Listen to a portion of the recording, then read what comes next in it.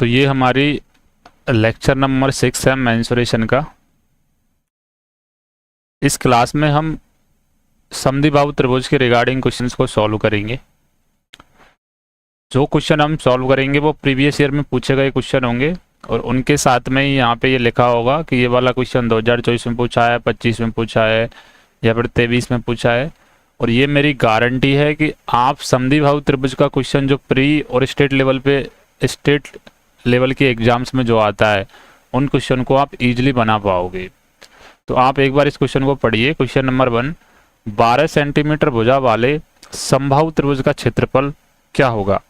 और मैं आपको ये प्रॉमिस कर रहा हूँ कि आप इन क्वेश्चनों को विदाउट फॉर्मूला यूज करे आप बना पाओगे। तो एक बार मैं आपको बना के बता रहा हूँ कि कैसे बिना फॉर्मूले के इन क्वेश्चनों को बनाना है। 12 सेंटीमीटर भुजा वाले समबाहु त्रिभुज का क्षेत्रफल ज्ञात करना है। तो मैं यहाँ पे मान रहा हूँ कि भुजा अगर मेरी 2 है, लेकिन यहाँ पे मेरे को भुजा दे रखी है 12, तो भुजा कितने टाइम्स हो रही है? 6 टाइम्स हो रही है। तो क्षेत्रफल मेरा होता है √3। तो क्षेत्रफल जब भुजा मेरी 6 टाइम्स हो रही है तो एरिया मेरा कितने टाइम्स होगा? 36 टाइम होगा। तो मेरा एग्जैक्ट आंसर क्या आएगा?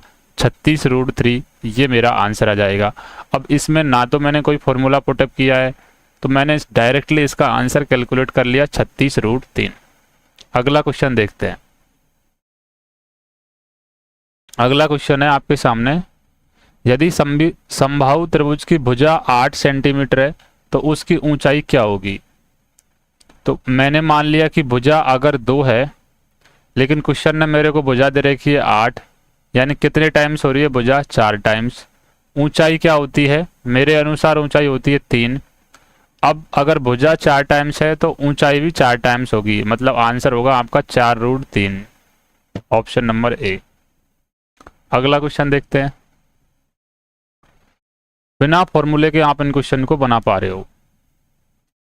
तीसरा क्वेश्चन है, यदि समबाहु त्रिभुज का परिमाप ज्ञात करो जिसकी ऊंचाई 6 √3 सेंटीमीटर है।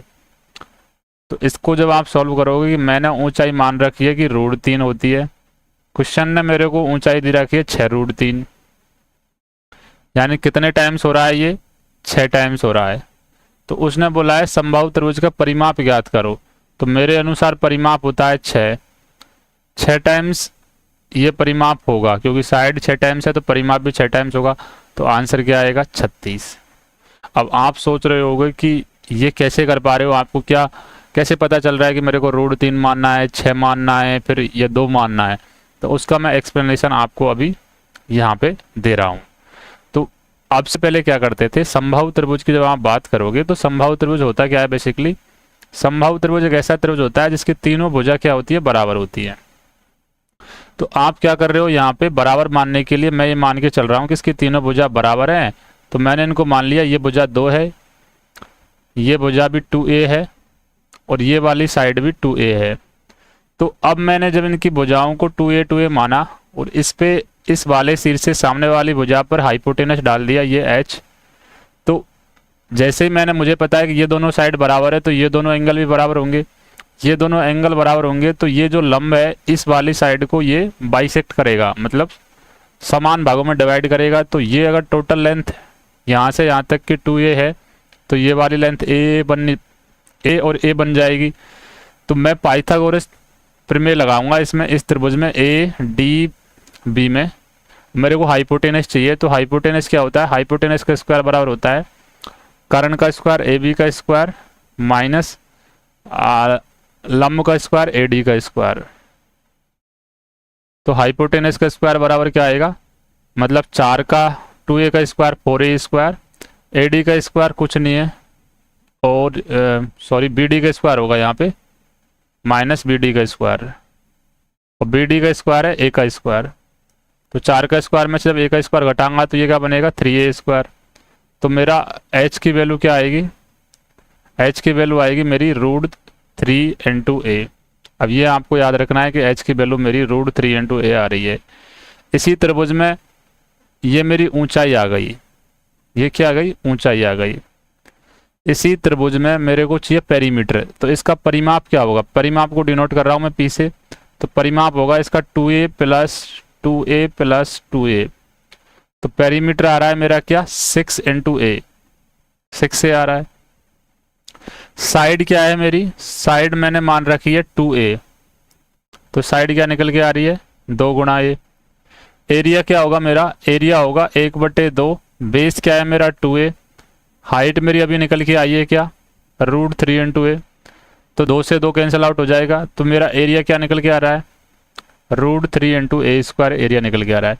तो क्या आप अभी ये देख पा रहे हो कि अगर मेरी साइड, तो यहाँ पे पेरीमीटर, यहाँ पे हाइट और यहाँ पे एरिया, तो क्या आप ये यहाँ से विजुअलाइज कर पा रहे हो कि यहाँ पे मेरी हाइट निकल के आई, ये मेरा पेरीमीटर निकल के आया, ये मेरी साइड निकल के आई और ये मेरा एरिया निकल के आया। तो जब मैंने साइड को 2a लिया है तो मेरा पेरीमीटर 6 से आ रहा है, हाइट मेरी क्या आ रही है √3 इंटू ए आ रही है और एरिया मेरा क्या आ रहा है √3 इंटू ए स्क्वायर आ रहा है। तो क्या मैं यहाँ से इनका रेशो नहीं ले सकता, इसका रेशो बन गया 2, इसका रेशो क्या बन गया 6, इसका रेशो क्या बन गया √3 और एरिया का रेशो क्या बन गया √3। अब आपको सिर्फ ये वाली बात याद रखनी है, कोई भी फॉर्मूला आपको बार बार नए नए फॉर्मूला याद नहीं करना कि हाइट के लिए ये फॉर्मूला याद कर लिया, एरिया के लिए ये वाला फॉर्मूला याद कर लिया। सिर्फ आपको याद रखना है कि समबाहु त्रिभुज की साइड है वो 2 है, तो पेरीमीटर 6 होगा, उसकी हाइट √3 होगी, एरिया भी उसका क्या √3 होगा। इसके बाद नेक्स्ट कंसेप्ट ये याद रखना है कि अगर साइड सेंटीमीटर में होती है, साइड में जिसमें लेंथ ब्रेथ ऊंचाई जो भी है साइड सेंटीमीटर में होती है, परिमाप भी सेंटीमीटर में होता है, लेकिन एरिया किस में होता है सेंटीमीटर स्क्वायर में होता है। तो अगर साइड n गुना है किसी 2D फिगर की तो उसका एरिया n स्क्वायर टाइम्स होगा, अगर एरिया n स्क्वायर टाइम्स है तो उसकी साइड क्या होगी √n टाइम्स होगी। तो ये कॉन्सेप्ट आपको याद रखना है। अब इन्हीं कॉन्सेप्ट पे जो मैं मान रहा हूँ ना कि साइड 2 मान ली मैंने, फिर दे इसमें क्वेश्चन में इतनी रखी है, मैंने पेरीमीटर 6 मान लिया, दे इतना रखा है, हाइट √3 मान ली। क्यों मान रहा हूँ मैं, क्योंकि मैंने इस क्वेश्चन में से ऐसे बेसिक के थ्रू ये निकाल के अपने दिमाग में सेट कर रखा है। अब हम दोबारा इस बात को याद रख के आगे के क्वेश्चन सॉल्व करते हैं। तो अभी अगला क्वेश्चन है और यही चीज आपको यहाँ पे अप्लाई करनी है जो अभी आप सीख के आओ। उस समबाहु त्रिभुज की भुजा ज्ञात करो जिसका क्षेत्रफल है वो 10 √3 है। मेरे अनुसार क्षेत्रफल क्या था √3, इसने क्या दे रखा है 100 √3। कितने टाइम्स हो रहा है क्षेत्रफल 100 टाइम्स। अगर क्षेत्रफल 100 टाइम्स हो रहा है तो साइड कितने टाइम्स होगी √100 टाइम्स, मतलब 10 टाइम्स होगी। तो उसने पूछा है समबाहु त्रिभुज की भुजा ज्ञात करनी है। भुजा क्या होती है 2, तो 2 गुणा 20 बराबर 2 गुणा 10 इक्वल टू 20 आपका एग्जैक्ट आंसर आ जाएगा। और ये क्वेश्चन SSC MTS 2024 में पूछा हुआ है, कोई ऐसा क्वेश्चन नहीं है कि मैं रैंडमली आपको इजी क्वेश्चन करा रहा हूँ, आप चेक कर सकते हो। ऐसे ही MTS 2024 का क्वेश्चन पूछा हुआ है। समबाहु त्रिभुज पे ऐसे ही क्वेश्चन आते हैं जो प्री लेवल में आते हैं या फिर कोई स्टेट लेवल के एग्जाम है। ये SSC CHSL 2024 का क्वेश्चन है। भुजा 14 सेंटीमीटर वाले समबाहु त्रिभुज का क्षेत्रफल ज्ञात करो। आपको पता है कि क्षेत्रफल क्या होता है √3, भुजा क्या होती है 2, इसने भुजा क्या दे रखी है 14 दे रखी है। भुजा कितने टाइम है 7 टाइम, तो एरिया कितने टाइम हो जाएगा 7 का स्क्वायर टाइम यानी 49 टाइम। तो 49 √3 आपका आंसर आ जाएगा। ऑप्शन नंबर ए आपका करेक्ट आंसर है। आप इजीली बना पा रहे हो, बिना कोई फॉर्मूला लगाए इसमें आप सोच पा रहे हो। और इसमें 4 ही चीज़ कैलकुलेट करनी होती है, या तो आपको एरिया कैलकुलेट करना होता है, या आपको पेरीमीटर कैलकुलेट करना होता है, या आपको हाइट कैलकुलेट करनी होती है, या फिर आपको साइड निकालनी होती है। इनमें से किसी एक डाटा को वो दे देगा, एक डाटा की वैल्यू वो आपको क्वेश्चन में दे देगा, दूसरे डाटा की वैल्यू आपसे पूछेगा। अगला क्वेश्चन देखो, अगला क्वेश्चन है 2025 SSC GD में पूछा हुआ है शिफ्ट फर्स्ट में। एक समबाहु त्रिभुज की माध्यिका, अब माध्यिका और हाइट दोनों सेम ही बात होती है समबाहु त्रिभुज में। त्रिभुज की भुजा ज्ञात करनी है, तो माध्यिका की लंबाई दे रखी है। आपके अनुसार माध्यिका आपने मान रखी है कि √3 होती है, क्वेश्चन ने दे रखी है माध्यिका 9 √3 होती है। तो कितने टाइम्स हो रही है ये 9 टाइम्स हो रही है। माध्यिका अगर 9 टाइम्स हो रही है मतलब साइड 9 टाइम्स हो रही है, तो त्रिभुज की भुजा भी क्या है साइड ही होती है। तो भुजा कितने टाइम्स होगी, भुजा होती है 2, 9 टाइम्स होके क्या बनेगी वो 18 बन जाएगी। कितने ईजिली आप इन क्वेश्चन को कर पा रहे हो, कोई फॉर्मूला आप नहीं लगा रहे हो यहाँ पे बार बार कि ये फॉर्मूला होता है ऐसे ऐसे कैलकुलेट करना होगा। आप उन चक्करों में बिल्कुल माथा खराब नहीं करना है, सिर्फ ये याद रखो जो लाइन में भाई बताया हूँ आपको। अगला क्वेश्चन देखो, एसएससी सीपीओ 2024 का क्वेश्चन है। अब सीपीओ में तो अच्छा खासा क्वेश्चन आता है ना, तो आप इस क्वेश्चन को देखो कितना इजीली बना पा रहे हो। 30 सेंटीमीटर परिमाप वाले समबाहु त्रिभुज का क्षेत्रफल ज्ञात करो। आपको पता है कि परिमाप क्या होता है 6, इसने कितना बोल रखा है 30, यानी परिमाप कितने टाइम्स हो रहा है 5 टाइम। पूछा है एरिया कितने, एरिया क्या होगा, तो अगर परिमाप 5 टाइम है तो एरिया 25 टाइम हो जाएगा, यानी आपका आंसर आएगा 25√3, ऑप्शन ए। आप इजीली कर पा रहे हो, यानी कम से कम मुश्किल से 5 सेकेंड 6 सेकेंड लग रहे हैं आपको करने में। अगला क्वेश्चन देखो, 8वां क्वेश्चन है एसएससी जीडी 2025 शिफ्ट 3 का क्वेश्चन है। ये सारे के सारे प्रीवियस क्वेश्चन है, कोई ऐसा रैंडमली क्वेश्चन नहीं लिया, आप चेक कर सकते हो। 15√3 सेंटीमीटर ऊंचाई वाले समबाहु त्रिभुज की भुजा ज्ञात करनी है।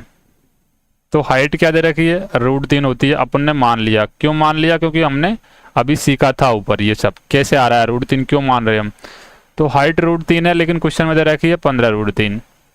हाइट कितने टाइम्स हो रही है 15 टाइम्स, तो भुजा ज्ञात करो। तो भुजा कितने टाइम्स होगी, हाइट 15 टाइम्स है तो भुजा भी 15 टाइम्स होगी, तो मतलब आपकी भुजा निकल के आएगी 30, और 30 आपका ऑप्शन नंबर ए है।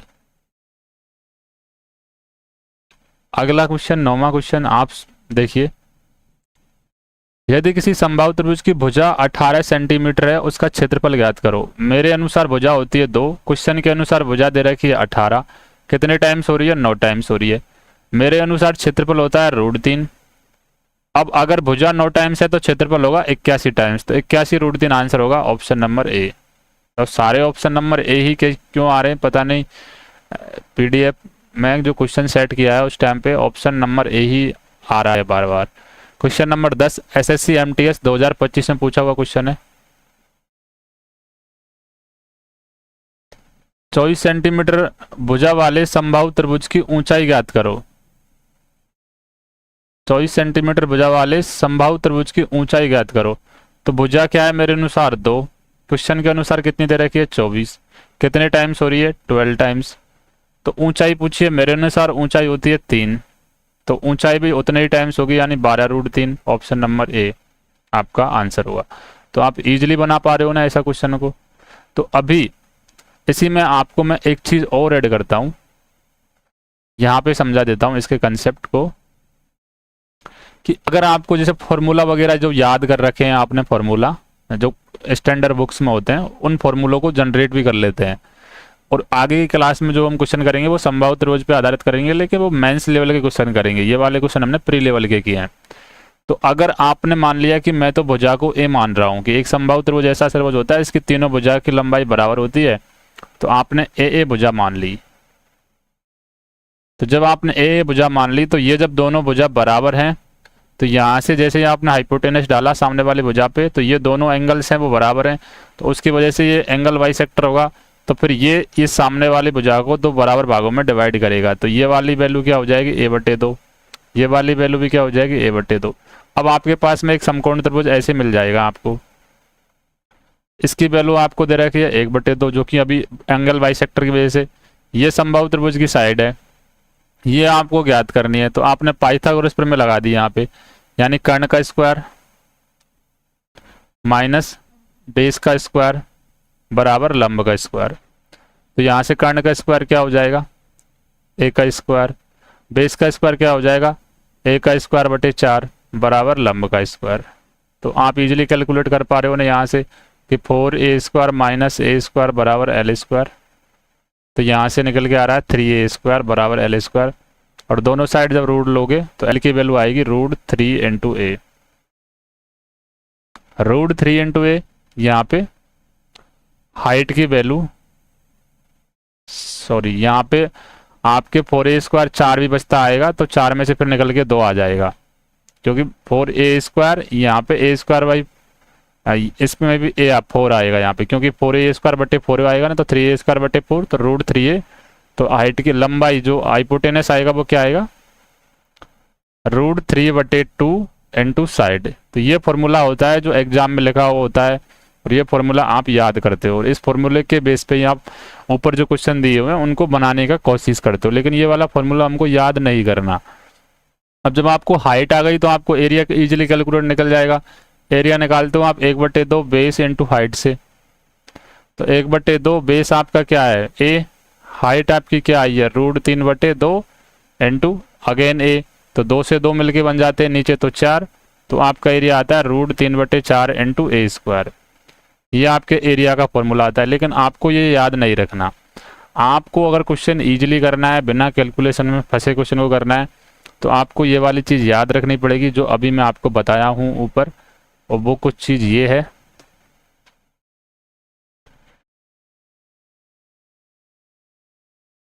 अभी मैं आपको बताया हूँ ऊपर, ये आपको याद रखना पड़ेगा।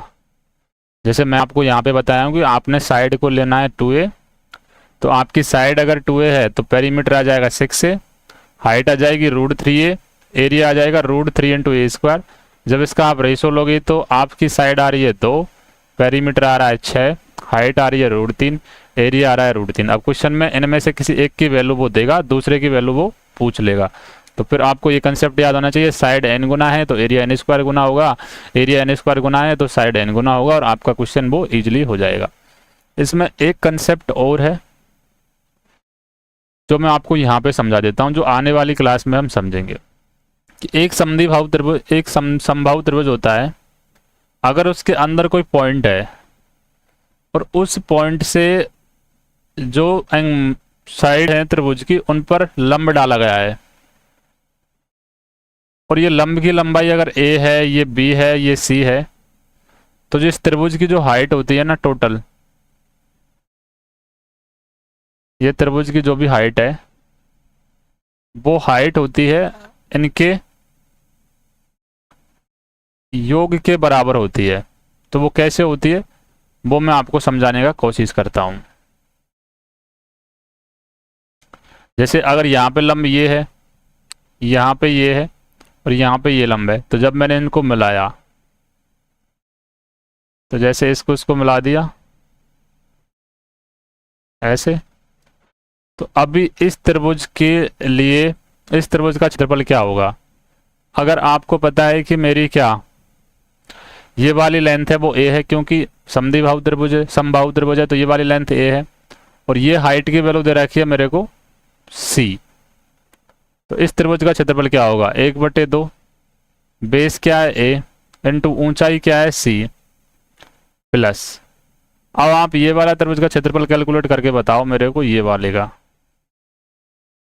तो आप इजीली कर पा रहे हो कि ये मेरी हाइट, ये मेरा बेस है, ये मेरी हाइट है, और हाइट को मान रहा हूं मैं b, तो क्या निकल के आ रहा है 1/2।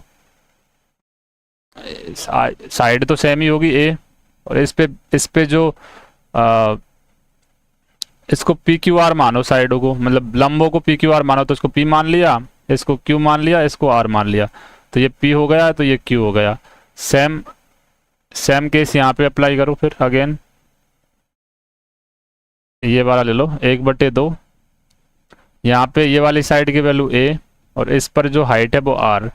तो ये जो तीनों त्रिभुजों का क्षेत्रफल मिलके क्या पूरे त्रिभुज का क्षेत्रफल नहीं आ गया, और पूरे त्रिभुज का क्षेत्रफल क्या होता है 1/2, बेस क्या है a इंटू हाइट क्या होती है h। तो अब आप यहाँ से ये नहीं निकाल पा रहे क्या 1/2, सब में a कॉमन है ना, तो यहाँ पे क्या निकल के आ रहा है p plus q plus r, और यहाँ पे क्या निकल के आ रहा है 1/2 इंटू a इंटू h। तो क्या 1/2 इंटू a से 1/2 इंटू a कट जाएगा, तो h की वैल्यू क्या निकल के आ रही है, जो उसके अंदर जो पॉइंट है उससे जो भुजाओं पे जो डाले गए लंब है p q r की उनके योग के बराबर निकल के नहीं आ रहा है क्या। मतलब अगर कोई समबाहु त्रिभुज है, उसके अंदर कोई भी पॉइंट है, उस पॉइंट से समबाहु त्रिभुज की भुजाओं पे जो लंब डाला गया है, अगर ये p है, ये लंब q है, और ये लंब r है, तो इस त्रिभुज की जो हाइट होगी वो इन लंबों के योग के बराबर होगी। और ये मैंने आपको प्रूव भी कर दिया। कैसे प्रूव होगा, ये त्रिभुज का क्षेत्रफल निकालोगे, ये हाइट दे रखी है, ये बेस दे रखा है, ये हाइट दे रखी है, ये वाले त्रिभुज का क्षेत्रफल निकालोगे, ये बेस दे रखा है, ये हाइट दे रखी है, तो टोटल त्रिभुज का क्षेत्रफल इन तीनों त्रिभुजों के क्षेत्रफल के योग के बराबर होगा। तो 1/2 से ये कट जाएगा, तो h की वैल्यू आ जाएगी PQR। तो यही आपको ये कॉन्सेप्ट आपको याद रखना है। तो अब इस कॉन्सेप्ट पे जो बेस्ड जो क्वेश्चन है वो हम अगली क्लास में सॉल्व करेंगे। तो आज के लिए क्लास के लिए बस इतना ही था। इससे अगली क्लास में समबाहु त्रिभुज के कुछ एडवांस क्वेश्चन करेंगे और उससे अगली जो क्लास होगी उसमें हम विषमबाहु त्रिभुज के बारे में बात करेंगे, और जो हमारा ट्रायंगल से रिगार्डिंग जो भी 2D के क्वेश्चन बनते हैं वो सारे फिर हम खत्म हो जाएंगे। उसके बाद हम क्वाड्रिलेटर, सर्कल है, वर्ग है, इन पे हम बात करेंगे। तो मिलते हैं अगली क्लास में, तब तक के लिए शुक्रिया।